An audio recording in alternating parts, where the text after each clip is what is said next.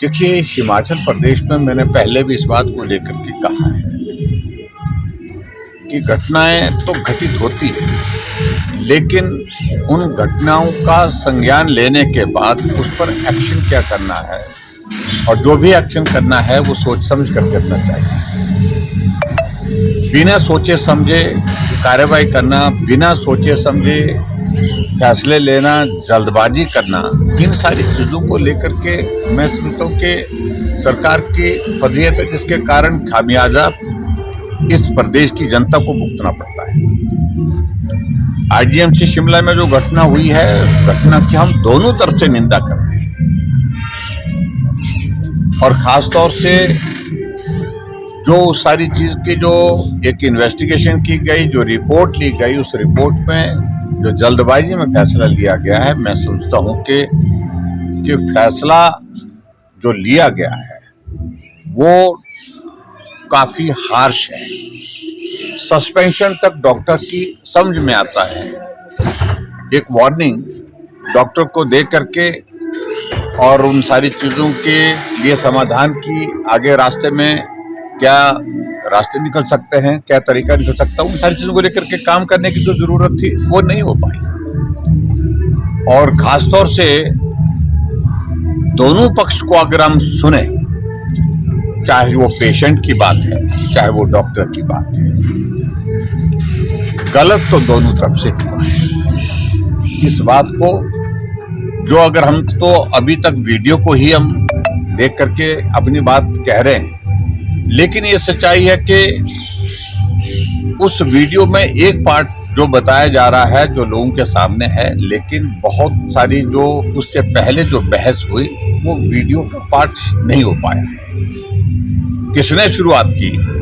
इन सारी चीजों को लेकर के अब आपस में आरोप प्रत्यारोप लग रहे हैं। लेकिन मैं समझता हूं कि डॉक्टर्स के खिलाफ जो एक्शन लिया गया है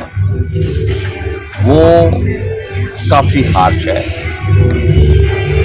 और डॉक्टर भी ऑल इंडिया एग्जाम पास करके आते हैं, और जो उनका एसआरशिप चल रहा था, एसआरशिप का मतलब है कि 8 साल की उनकी पढ़ाई का और उनके कैरियर का विषय, इसको भी थोड़ा ध्यान में रखने की जरूरत थी। सरकार को करना तो ये चाहिए कि इसके दोनों पक्ष को ध्यान में रख करके जो है रास्ता निकालना चाहिए, और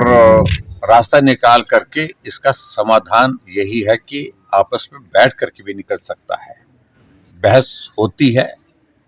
और ऐसी सिचुएशंस कई बार मोमेंट्री रिएक्शन के कारण हो भी जाती हैं। ऐसी सूरत में क्या ये संभव है कि दोनों पक्ष के साथ बातचीत करके कोई बीच का रास्ता ऐसा निकाल करके हम आगे बढ़ सकते हैं।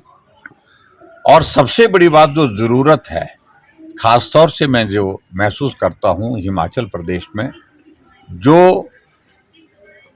ऐसी घटनाएं जो रोज़ घटित हो रही हैं, कहीं ना कहीं घटित हो रही हैं, इनको रोकने के लिए आने वाले समय में कदम क्या उठाए जा सकते हैं, वो मुझे लगता है कि काम करने की ज़रूरत है। और मैं उम्मीद करता हूं कि सरकार के साथ जो आज रेजिडेंट डॉक्टर की जो एसोसिएशन मिली है और सीनियर डॉक्टर्स की एसोसिएशन भी मिली है, उनकी बात भी सुनी होगी, और उसके अतिरिक्त जो है दूसरा पक्ष जो पेशेंट का पक्ष है उसको भी सुना होगा। इसका सॉल्यूशन यही है कि मुझे लगता है कि बेहतर होगा कि कोऑर्डिनेशन में